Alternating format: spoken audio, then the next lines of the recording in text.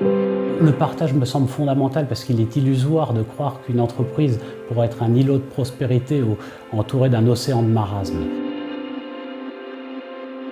Mais ce qui nous semble important, c'est de créer une passerelle entre les mécènes et les porteurs de projets et les bénéficiaires. C'est ça aussi le dialogue et le vivre ensemble.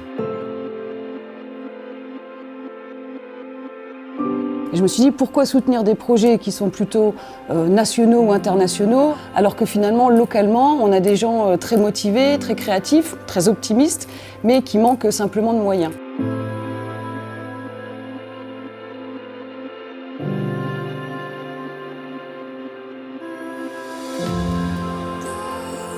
L'association Fauve essaie de démocratiser l'alimentation durable. C'est le lien avec les producteurs, c'est vraiment se poser la question de ce qu'on met dans notre assiette.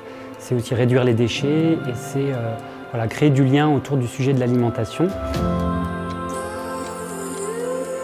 Metz Mécènes Solidaires nous apporte une sécurité financière qui nous permet de pérenniser un modèle de ces actions sociales qui soit pérenne et qui nous permettent d'agir dans d'autres foyers, sur d'autres lieux et donc de toucher plus de personnes.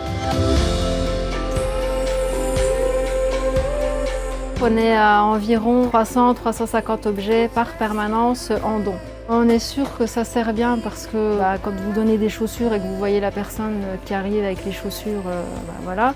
J'ai vu aussi une petite qui a fait la rentrée, elle avait le sac qu'elle avait pris ici, elle avait les vêtements aussi qu'elle a pris ici. Donc oui, c'est vrai que c'est touchant.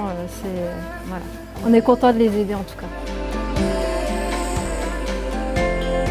Metz Mécènes Solidaires va nous aider à démultiplier les activités par rapport sur le territoire. C'est-à-dire que là, tout ce qu'on expérimente depuis 6 mois avec les ânes, c'est ici sur un quartier de Metz.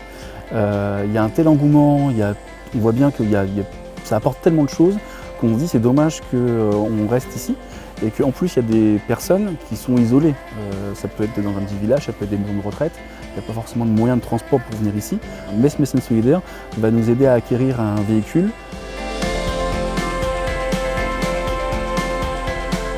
À la conserverie locale, on récupère des fruits et légumes invendus qui ont une durée de vie de 2 à 3 jours et on les transforme en des produits de longue conservation, donc de la soupe, compote, purée, fruits et légumes déshydratés. Un large panel de produits qui se conservent longtemps pour les donner à des personnes en état de précarité. Il faut savoir que le projet de la conserverie locale demande énormément d'investissement au niveau des équipements, parce que ce sont des équipements de professionnels.